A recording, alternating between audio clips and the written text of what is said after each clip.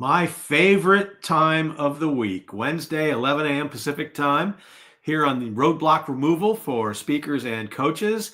And we want to clear up a bucket list for you today. Because I know a lot of you out there, people have asked me, it's like, oh, how do you get a TED Talk? How do you do this? What do you do that? And I've coached probably about a dozen people through their TED Talks, but I've never really coached that subject of how to get in there. So I thought instead of just me yapping at you, I would bring the authority on TEDx and how to get TED, how to get ready for TED when TED is ready for you. So welcome my guest today, Teri Kingston. Come on in, Teri. You are on mute. I unmuted you, I think. There we go. Yeah, I like to mute when I'm in a waiting room just in case. You never know. So thank you, Ray. This is a lot of fun. I love talking TED. It's my joy, it's my passion, and I'm grateful for the opportunity to talk it with you and your audience. And if anybody wants to come in here, if you have questions about TEDx, how to get a talk, what to say when you're on there, everything, come on in. It's joinraylive.com. It's scrolling along the bottom right there, joinraylive.com. And you will go in the waiting room. And Teri was just back there. We've got a nice charcuterie board there. There's some cuts of meats and some jackfruit for you people out there that do not eat meat. We want to be everything back there. Dove bars, everything's back there. Come on in and join. I'll bring you on with Teri and I, and we'll talk. Now, here's the thing. I think I'm surprised how many people don't know this. People think TED is a guy, and they don't realize that TED stands for something.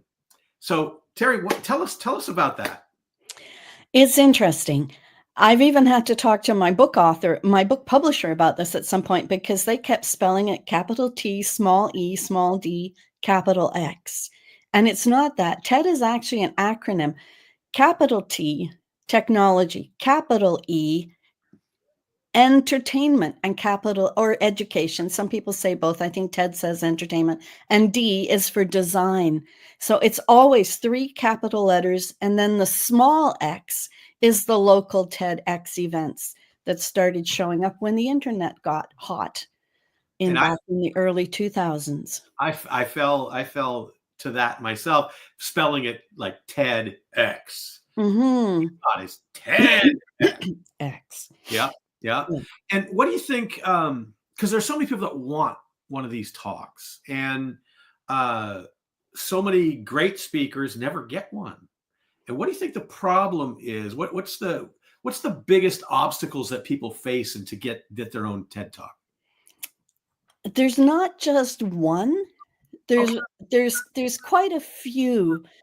I have people come up to me all the time that say, I've been told I have this great story. I've been told I should be on a TEDx stage. And I have to say the great story is one thing, but what's the lesson for the audience that draws out? And are you able to see that lesson yourself and bring that?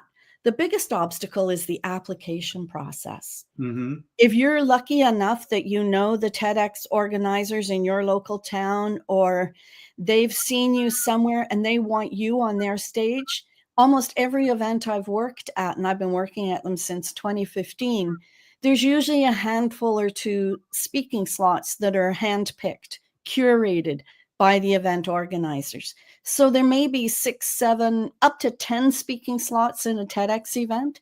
There may only be 6 that are open to outside applicants. And so that in itself, that's the one funnel. The other thing is the sheer amount of applications we get. I've been on selection committee for more than 10 events now. We get over 100 to 200 applications for one event. So in a 2-week period, which is often the length of time these application windows open, the committee gets over 100, 200 applications.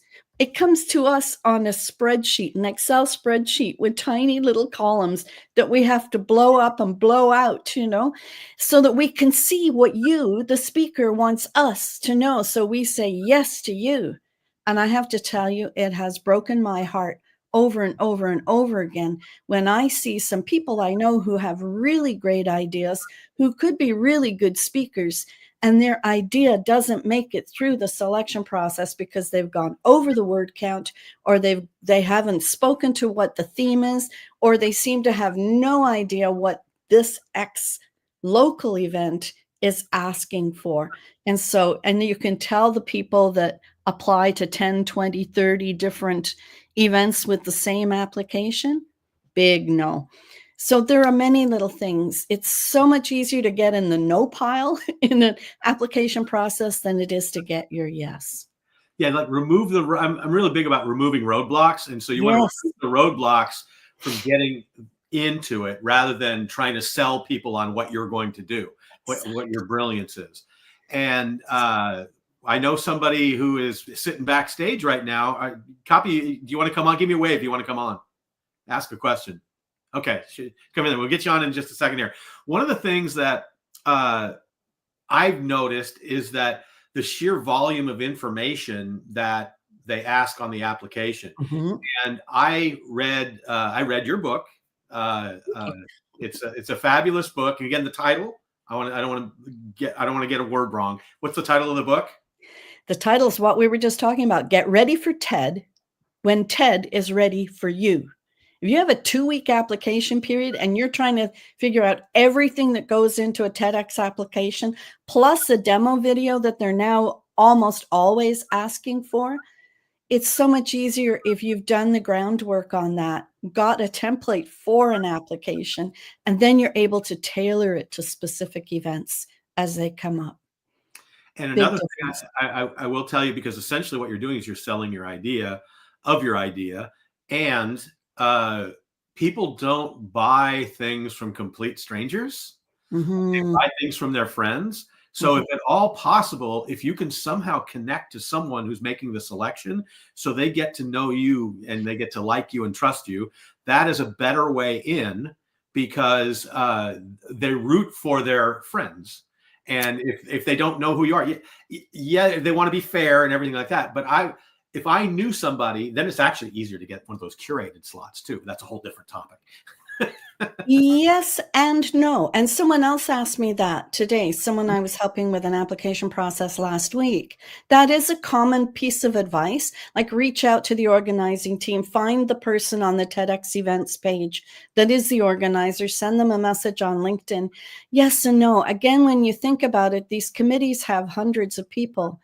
If it's nice if you do personally know someone, but I was personally known by the Ottawa TEDx team for years. When I put my application in to speak on their stage, I made it through 2 layers of application, and then we do an audience. You get to see 5 minutes of the potential full talk, and we let the audience vote for who they want to hear more from. The audience didn't want to hear more from me that time. And the organizer called me, and she was as heartbroken as I was. It was a really difficult conversation, but it was because I talk about death and dying. And if you don't do it with the right amount of lightness and whatever, the audience just wasn't ready for the angle I took when I did my 5-minute. I learned a lot. 2 years later, I applied to TEDx UNB out here in New Brunswick and got on the stage just like that. Knew nobody, total stranger. So no inside, no warm stuff. I do say get on the email lists of the events that are around you. Show interest in the local events. Get on their list if you can. Go to one of their events. Yes, get known that way. I'm not so sure. I'm not 100% convinced that tapping on the shoulders of the committee members helps. It's all about the idea and what they have on their stage that time. It is about the idea. It does not hurt you if they know your name. And true. You can get your name known by simply just connecting with them on LinkedIn. And true. Go, I've seen this person. And they will check you out on social media. And these days, people are very, very careful. They will look you up on social media to see if you are who you say you are in the application.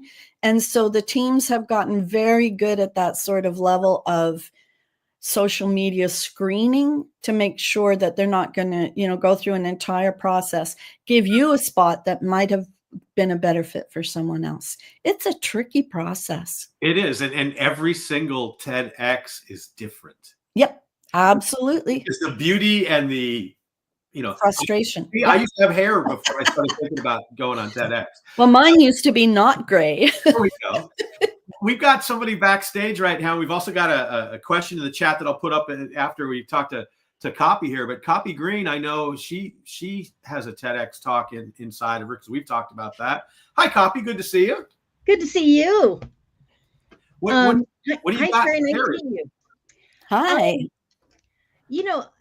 Maybe missed opportunity, but when Ted first came out, I mean, I'm talking like the origins, a local person called me and said, would you do this? And my calendar was booked and I didn't do it. And so I look back on that and go, oh, there was a missed opportunity. But the good news is I know the majority of the people making the decisions here in Omaha. I haven't ventured out into the other markets. The question is, one of the things I read is that TEDx doesn't want you talking about your keynote that you typically do, because what I'm hearing you say, Teri, is it's more, you need to tailor it to whatever their theme is and have something that's compelling, that's going to draw in audiences in. Is that right? Novel, unique, compelling, emotional, I think is something Chris Anderson, who we call Head Ted or Papa Ted, it's his baby. Those are the things he's looking for. The reason they say they don't want keynotes is they don't want a slew of people that are just using a TEDx stage as another venue for something they've done in 50 other places already. What they're looking for is one idea, and most keynotes are way more than one idea, but one idea worth spreading that is going to be of interest and helpful to the community that their X event is taking place in. And so it's very different than, like, I've been in other groups with you, so I know you well from, I can't remember if it's David Newman or from someone else or Stage Time University, but I do know you well, and we've had lots of chats in the past. It's more about they want a way of asking the audience to think about things differently, to change people's minds, to expand that potential way of moving an audience from where they are when you start speaking to where you want them to be when you finish speaking. And so professional speakers have a way of applying to conferences and workshops, and it's very different. It's not the same as doing an application for a keynote or an application to talk at DPI or IBM or Google or any of that. The TEDx committees are looking for people who are authentic, vulnerable, real, will hold a conversation. It's a different style of speaking than keynote often is. Although the best keynotes now are starting to sound more and more like the better TEDx talks or the better TED talks. And that to me is music to my ears. Yeah. It's funny. I can tell you how not to get a TEDx talk, because I went, so the local one here, a friend of mine went and saw it, and he wasn't really impressed with the event. And he said, man, you should do that. And the application process, where they said, like, why should we hire you, or whatever the question was, I go, because my friend says you need me. That's not the way to get in. That's so you, Ray. We're looking for humility. We're looking for coachability. We're looking for people that aren't divas, that, like, it's a huge event, right? And it's not, you may feel like the most important person in the world when you get your yes, and well done. If you've ever gotten a yes from a TEDx stage, that is huge. Then you get taken into the fold of the event itself, and it's part of a group. And so we've got, like, the last event I coached in Ottawa, we had 9 speakers. I coached 5 of them. And Wow. it's a lot of work. But you've got deliverables for this speaker and coaching sessions for that one. And it all has to flow so that when the curtains go up on opening night, everybody's ready. That's my goal, because I want to make sure that everyone is just so ready when it's their time to step into that red dot that everything shines bright. And a quick shout out for some stuff that you can do with Teri. She's got her book, and she's got a workshop about TEDx. And in the comments, I put the links to both of those. So if you want to know more about Teri, she's at realimpactspeaking.com. And if you do /book or /get ready for TED, actually it's go to the link in the comments right there. Also, let's take a question from outside the room here. Chad Betts, good friend of the show here, author of The Second Mouse Gets the Cheese. I've read it. What's the best way to get known by the organizers? Volunteer to help with events, or are there networking opportunities? We kind of just talked about that. So yeah, it does help to get on the email list. If you want to know when the next windows of opportunity are, because these events only open up once a year. It's a bit like waiting for the Olympics to show up again. That's how important this is. Once a year, they open up. And usually those application windows, we've gotten smart. If we keep it a short, tight window, a lot of people don't notice. And then there's fewer applications. So if you're interested in any events within a 50-mile radius or whatever, then get on their mailing list, get on their Facebook or LinkedIn pages, comment on things that they're doing, show up in their community as someone who's supportive and engaged and understands the issues that might be in that community, because that's what you want to speak to with your idea. We're not looking for people to be flown in from all over the world to stand on a local stage, although some places do. It's better for you to be close to the community you want to speak in, because there's also that ability to build uptake and action and actionable things after the talk is over. So that's really important. But I've volunteered at events, and yeah, it can be fun. You get to be known. Sometimes it doesn't help though. Sometimes familiarity hurts you. Sometimes it helps you. I would roll the dice with me meeting someone and talking is improving my odds, but other people maybe not so much. It just depends. And I think it's cool to be on the inside and see it happen from the reverse angle. Like, for example, I know Toastmasters World Championship just went through their whole thing, and I have a lot of clients that were in that. Here's something I figured out over the last 2 years. My clients have won 85% of the contests they've entered, which is fantastic. Good. And one of the things that I learned to be able to coach for that and to be able to do it myself when I've done it is I learned so much more 1 year being a ballot counter than I did from anything else, because there were 20 judges and I had a friend that was in the district finals. This is for the district finals. And I had a friend, he had a great speech. It was really dark though. And so he won on 5 of the 20 ballots. He was the #1 speaker. He didn't appear on the other 15. Yeah. And so you learn from that it's not, you don't have to win every ballot, but you should be on every ballot. So what is it that you're saying that may get you off of someone's ballot? Exactly. Those are things to look at. And being on the selection committees for so many events as I have in the past, as well as volunteering for so many events as a coach, that's how I built the knowledge that's in the book. But that's also how I know what I know now, because of having worked on the inside, having coached speakers for so many events, and having done a TEDx talk myself. I thought, so it's almost like someone called me a triple threat.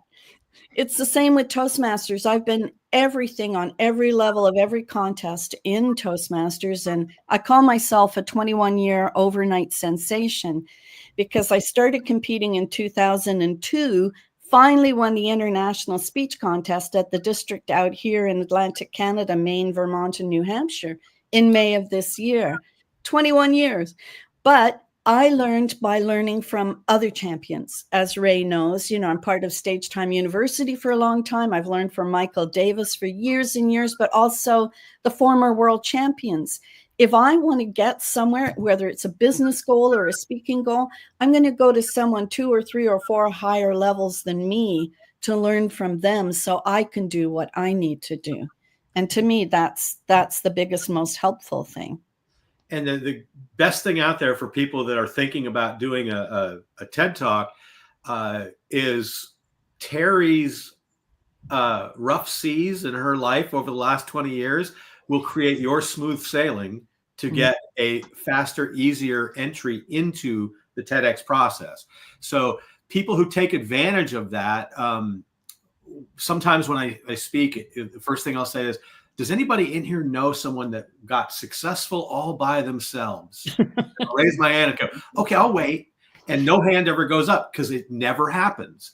And one of my paths in life is failing twice miserably because I tried to do everything by myself. And then I found somebody that turned me on to the ways of coaching and showing me that, yeah, they're here and I'm here. So let me show you the steps to get where I am. And you take it and you run with it. And now I can take their steps and give that to others. And I can show people the way. Cause I remember I was sitting in a seminar I did stand up. I tried to make it as a speaker years ago. And I remember sitting in this wealth seminar and this guy said, the average millionaire declares bankruptcy 2.5 times before he keeps his millions. And my thought was, wow, half a time to go. Yeah. And it was a freeing comment because I realized, oh my God, I am on the right track. I am trying to do something. And by my failures, at that moment I realized, oh, I could learn from the dumb stuff I did. And I know personally that if I don't have a coach, I don't do the work. And so, I realized looking back, when I worked for other people, I just nailed it. I was through the roof. When I worked for myself, not so good. Yeah. And so that's where I know that I've got to have somebody over me that's going to push me along the way and take me where I want to go. So if you're out there thinking about a TED Talk, look at the comments and connect with Teri, because she'll take you down the right path. And if you have a question, you can't get on there, or if you have a question and you're unable to watch this live, you're seeing one of the replays on YouTube or on LinkedIn or on Facebook, put the question in the comments. I'll make sure that Teri gets the questions and she can reach out and talk to you, because that's what this is all about, folks. Yeah. Cool. Yeah, absolutely. So just an editorial comment of what you both just said. There's a saying that says success leaves clues. Yes. So everything you just said, find the people that are already excelling at what you want to do and copy them. Because there's a template. The lessons from failures are why there are chapters in the book that actually show the application I put in a couple of different places that didn't get accepted, and how I was then able to come back and say, looking back, like I always think everything I do is brilliant at the time, right? Every contest speech I ever gave was the best speech ever. What were the judges thinking? But as you go, you look back and you go, oh, now I see. I see what I did. I would love to go back and redo my TEDx talk. It has 55,000 views, which is not bad. It's not as great as some, but it's not bad. The average talks get 400, 600, maybe 1,000 views. So I'm really proud of how, and it went up really quickly, just like that. 48,000 views in 24 hours. Was one of the top 10 viewed TEDx talks in September of 2021.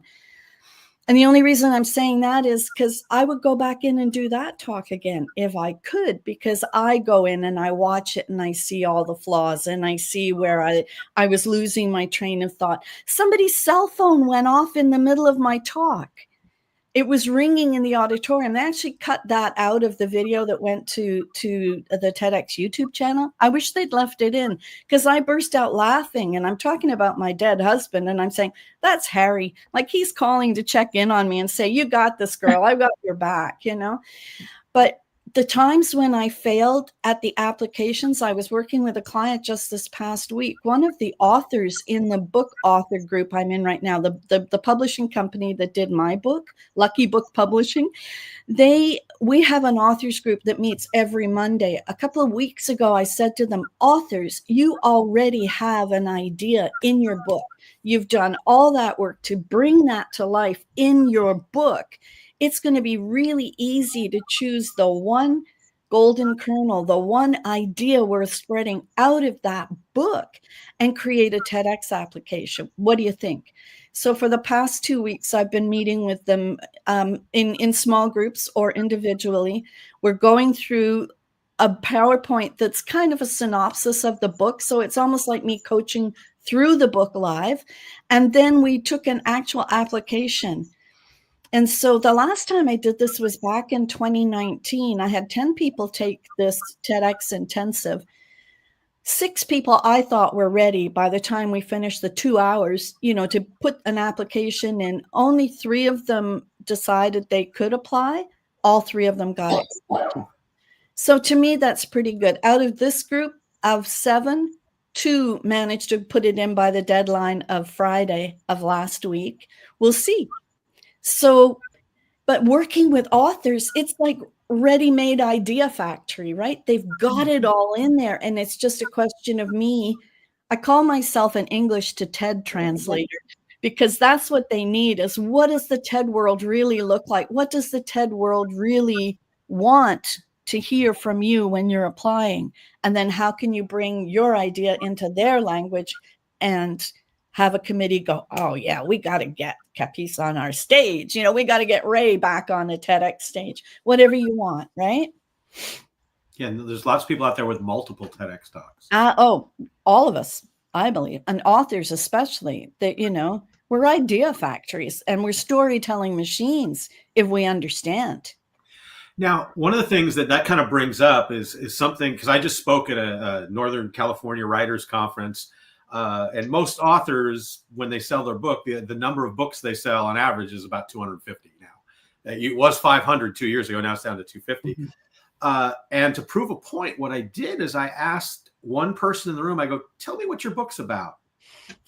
And oh my God, it went on and on and on and on. I said, now tell me what you just said and tell it to me in 10 words or less.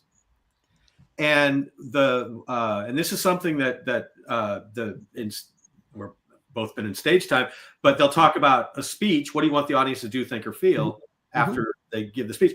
That applies to everything. Yes. And so there are 3 things that I think are really, really important as you prepare for any talk, any email, anything that you're reaching out to. 3 words: clarify, simplify, and amplify. Mm-hmm. If you think I'm sending this email, what do I want the person to do, think, or feel right after they read it? And you can answer that. I want them to email me. Okay, that's good.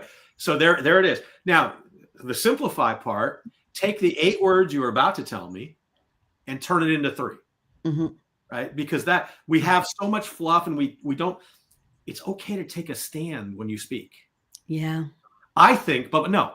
Boom, just state it as if it's a fact, because who else is going to think it? It simplifies it. The amplify is when you simplify it, the message becomes much clearer. But the amplify, you go through and you do the opposite of what SEO does. SEO wants the most important thing at the beginning of the sentence. Mm-hmm. Speaking to humans, you want the most important thing ending the sentence. Yeah. If you want to make the impression last, make the impression last. Oh, there you go. Jim Key quote from years and years ago, world champion public speaking. Yeah. When I had an article in Toastmaster magazine about where do stories come from. And I asked about 5 or 6 of the world champions, and his answer was the best. And I used that as the opening the article. He said, I live life and I pay attention. Yes. Yeah. Yeah. When people come I met someone the other day at a conference I was at. She walked up to me, beautiful woman, has a really good idea and a very powerful life story. And she said, I know I want to do a TEDx talk. I have no idea where to start. And I thought, you're my favorite kind of customer. That's what that all-inclusive journey to TED that I've built is all about. It's helping people find the idea, articulate it, tell me in fewer than 8 words. Tell me, what the outcome for the audience is in fewer than 50 words. I have a whole template in the book called the trust template. What tangible, relevant, urgent, specific, time-bound message can you give me so that I know and the application committee knows exactly what transformation you're providing for our audience? That's one of the hardest exercises I get people to go through. It takes forever to whittle down, so they can tell me in fewer than 8 words. Very It's nice. tough, but it's so helpful. And the great thing about her book, Teri's book, is it gives you real actionable items that get you closer to your TEDx talk. Yes. And it gives you the steps to take. So what it does, it makes it simple. Yes. And I didn't say it makes it easy, because you Nope. still have to go and do the work. It's like writing a joke is simple. It's not easy. Mm-hmm. It is a skill, Yeah. not a gift. And speaking is a skill, not a gift. Exactly. Oh, you have the gift of gab. No, you don't. You lived a life that created this stuff that comes out of your mouth. And if you want to change it, I actually broke down charisma with another guy, and we broke it down to all its categories. Charisma is teachable. You can become more charismatic. You can become, there's a different side to charisma through the little green dot here, where you have to come through. And one of the things that you mentioned about that experience where the phone went off, and when the phone goes off in a speech, what you can tell the level of speaker by how they react to it. The person that just tries to plow forward, what they're inside their head instead of sitting in the seats of the audience, because they're not present. They're trying to remember what they're going to say. And if you incorporate that stuff that happens around you, I can't wait for stuff to go wrong when I'm speaking, because I will throw it in there and I'll clue it in there.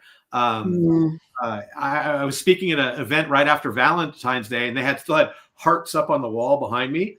And I heard a sound behind me. I saw the audience's eyes do this. And I knew exactly what had happened. And I just stopped my speech. I said, my heart sank. Aww. And the place just went crazy. Of course. I couldn't have written that moment. No. We're so, and this is one of the big things. So part of the getting ready for TED is also the delivery part. So once you've got your idea, once you've got your acceptance, a lot of events have people that do what I used to do, which is be an event coach. Those are volunteer coaches.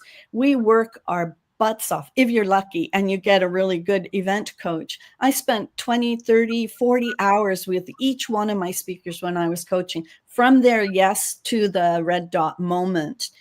But if you don't have that, and you don't have someone that's showing you what the preparation steps are you need, I have a whole process I work with speakers, helping them internalize their speeches, never memorize, because rote memorization is a killer. But learning this whole backwards moment of learning your speech from the end and internalizing every section. I learned this as a musician when you're playing, piano sonatas that are 20, 30 pages long, and you're doing it all from memory. How do you get that in? And then how can you be in the moment and reliving? Again, I think it's Craig Valentine that says, let's bring the audiences back into our reliving room. And it's so you're not narrating or telling, you're living. And so that moment in the story on my TEDx stage, when that phone went off, I had started backing up in the circle. In my head, I'm thinking, I can't remember what comes next. I'm totally lost in my own talk. I was panicking. I'm backing up and the phone rings and I burst out laughing. And then and I actually walk over to the side, get a drink of water, walk back into the circle and say, no, I have no idea where I was when that happened, and then kept the talk going from there.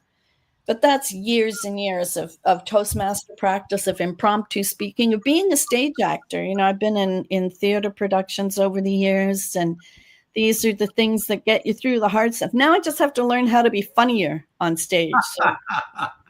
Well, and audiences don't care about your content. They want the intensity of your presence. Exactly. And that's the number one thing. I always say your presence is their present in your presentation, right? Yeah.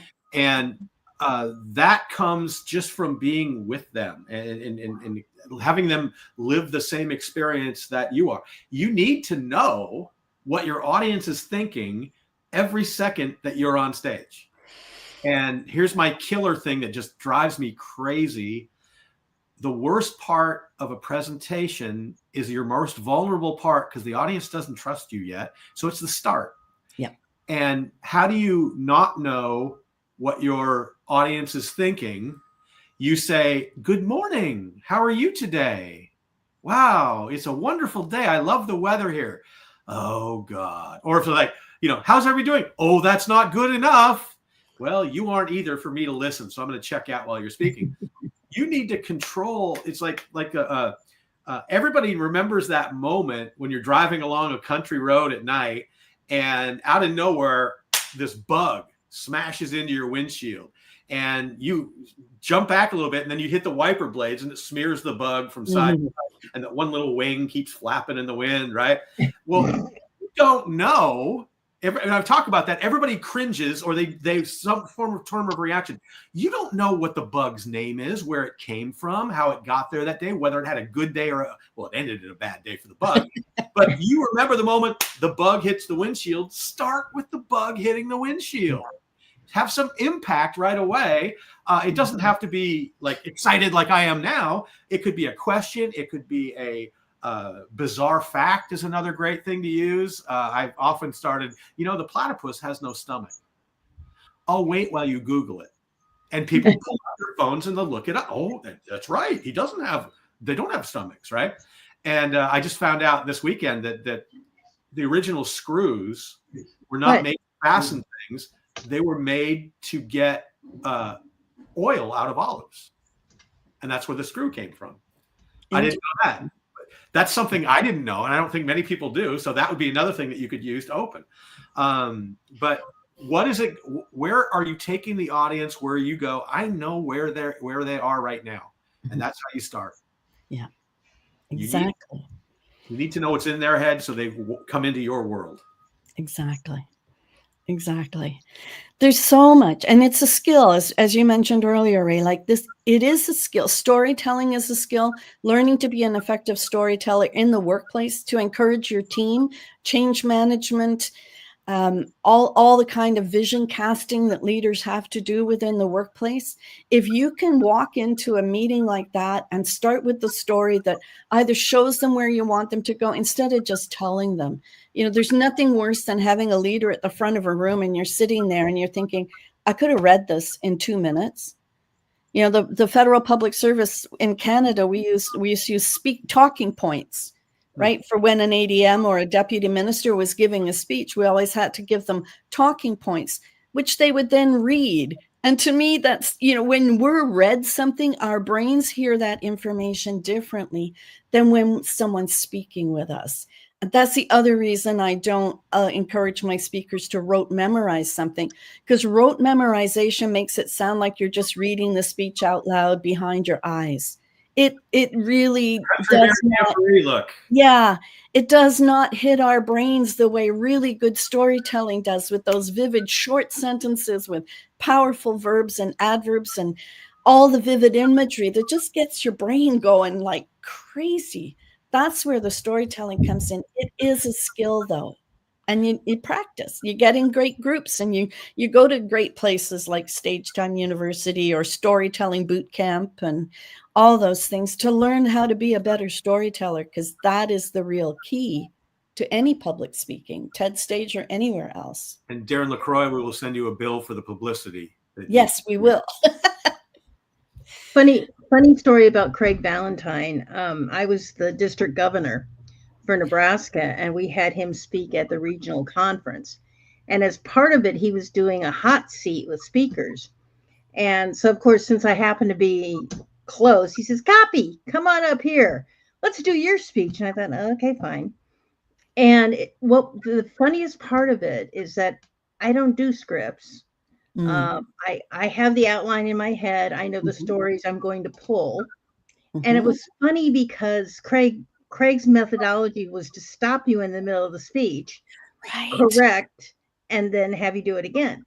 The funny part of it is that my friend was sitting with another world champion in the audience, Dana Lamont, and it was so funny Craig stops me and he goes, okay, rewind back to the second paragraph.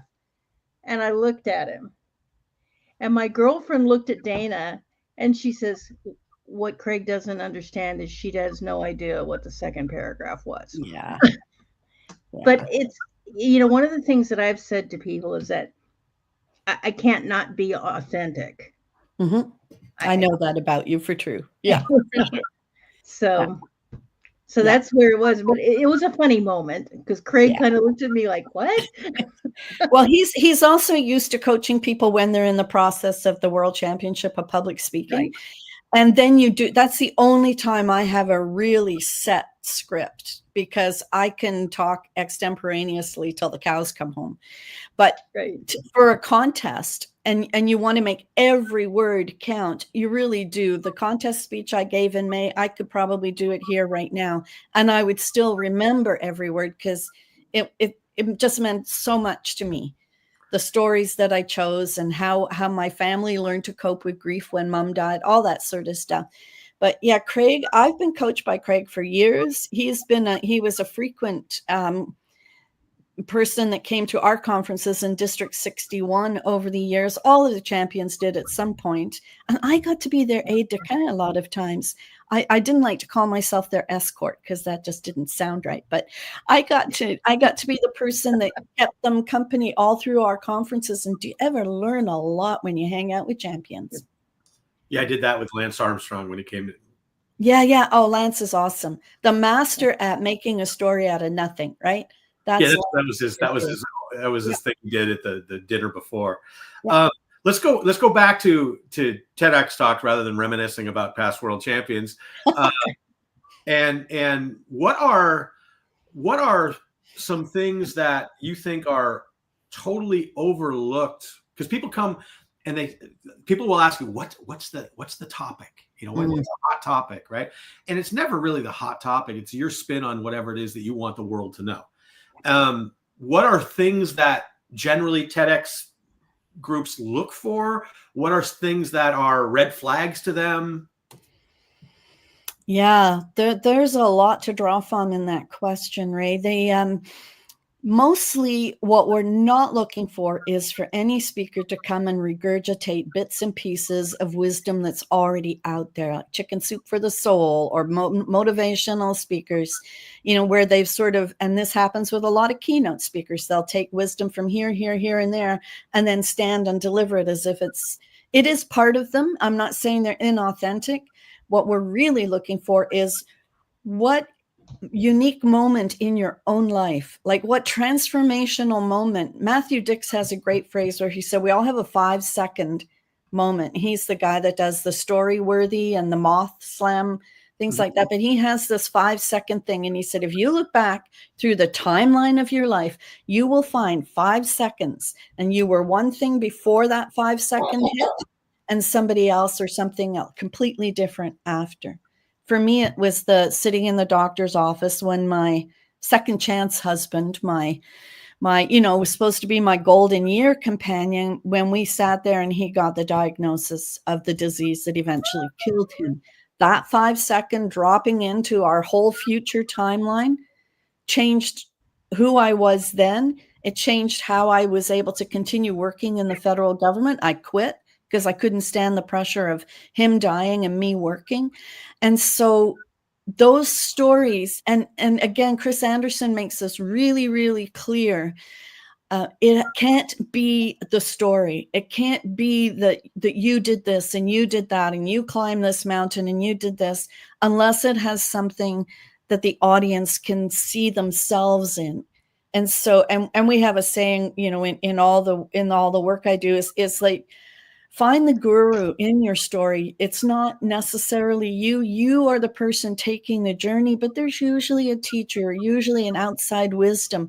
That's what the audience needs to hear. That's what we were looking for as selection committee members. What's unique and different in how you've handled something? You could be the 10th person we've seen that talks about dealing with a dying spouse. There's a lot of talks out there about dying and death.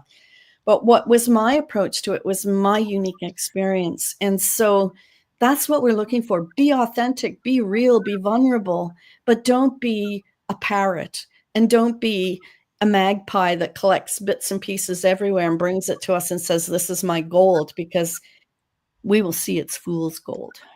That's not what we want. So example of 5-minute or 5-second moments would, I mean, just thinking off the top of my head, that moment where I heard the person say 2.5 times. I actually looked that number up. Millionaires go bankrupt 3.5 times before they actually get their money. But he said 2.5. And at that moment, that I totally reframed it.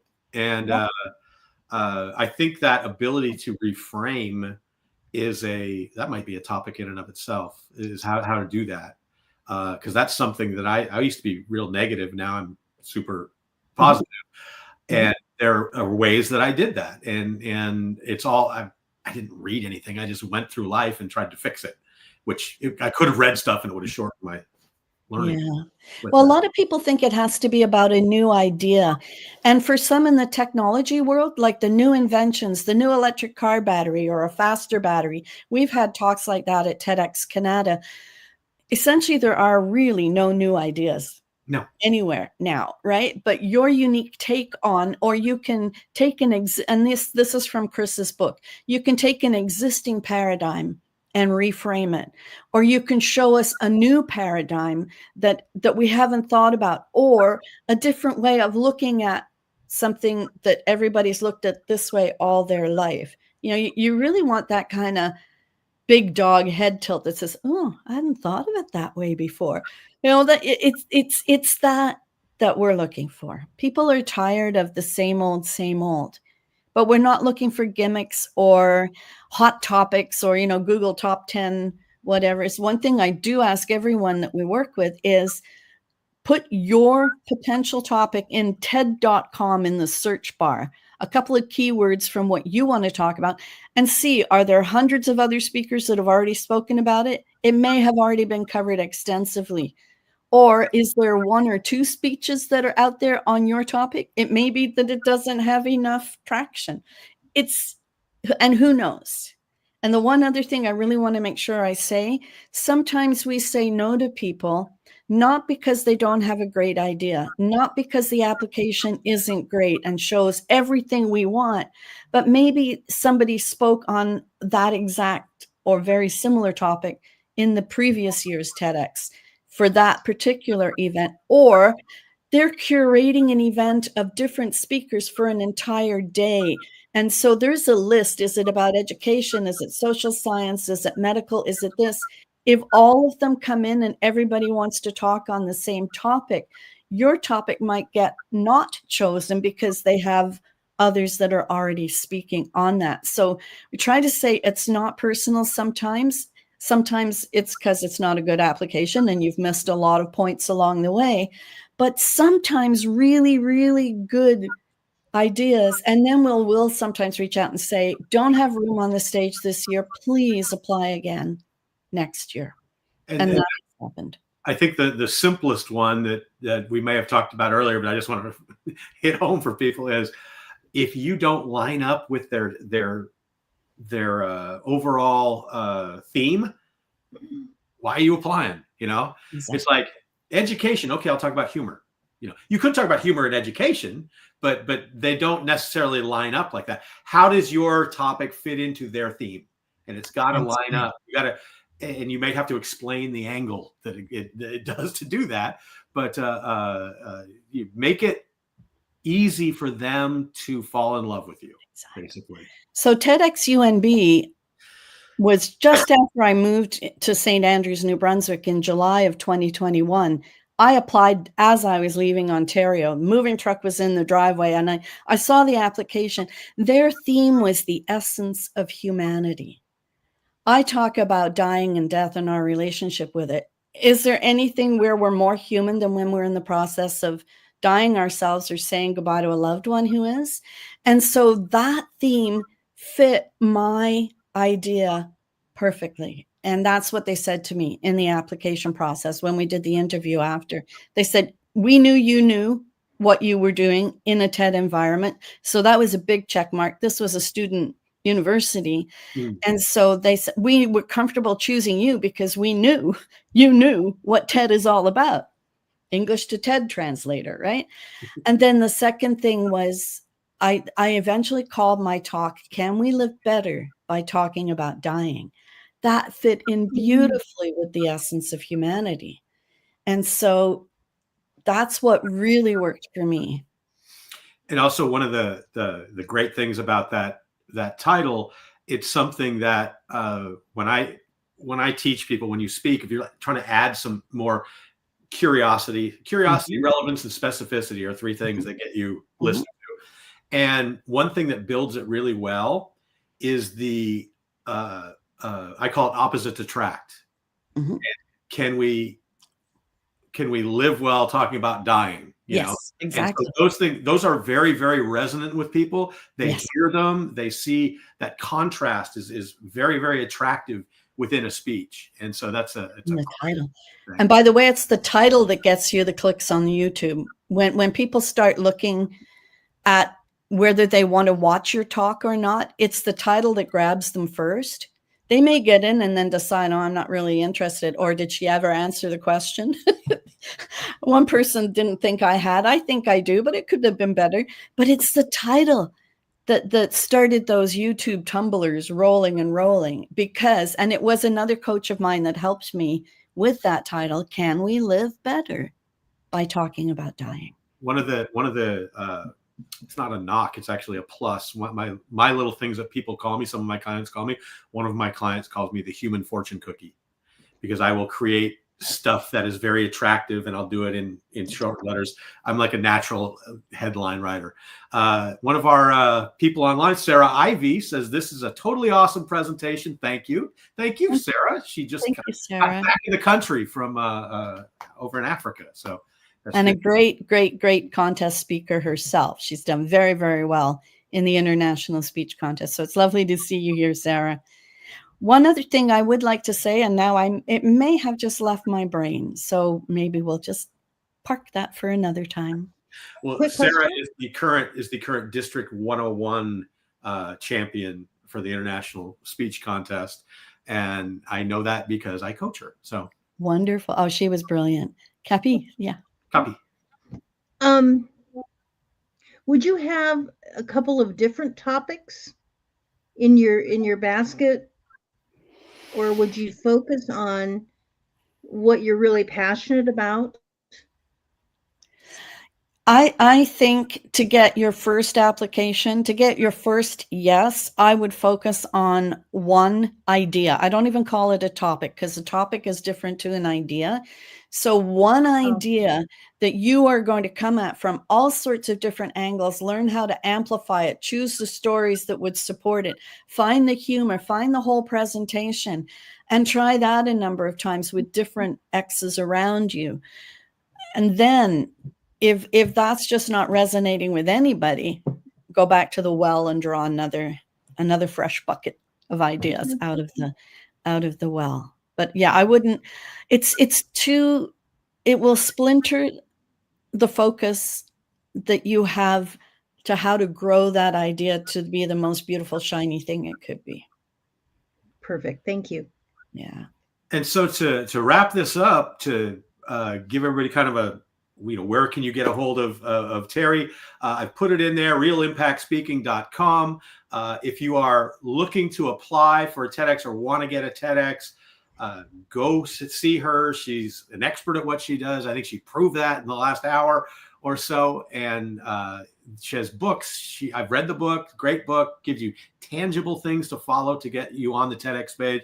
I will say this, I'll just speak to a group right here. If you are a Toastmaster that is looking to speak outside of Toastmasters and see if you can turn this from a hobby into a profession, I might be the perfect person to talk to. So drop me a line on there. If you have questions after looking at this, and put them in the comment section, and we'll do that. I'm also doing the $1 Million Challenge, where I've got Teri's part of that, and I'm trying to get 100 people together to make $1 million total, and it's $97, and I'm giving you simple little things that you can do to create attraction to you and your business that should be able to get you an extra 10K by the end of the year if you do them faithfully and correctly.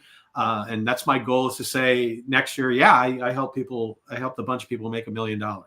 Not you're not going to make $1 million by now in the end of December, but I think 10K is really reasonable to say. Very good. Thank you so much, Copy, for being here. As a special guest, you get a parting gift. Thank you. You get the home edition of Roadblock Removal for Coaches and Speakers, and it plays on YouTube all day long. Thanks, everybody, and we'll see you next week. Next week, I've got another person that is a huge in aromatherapy and giggle. I forget, she calls them giggle groups, but Teresa Lissom is coming on next week, and we'll see you then. Sounds wonderful. Thanks again. This has been great fun. Great to see you again.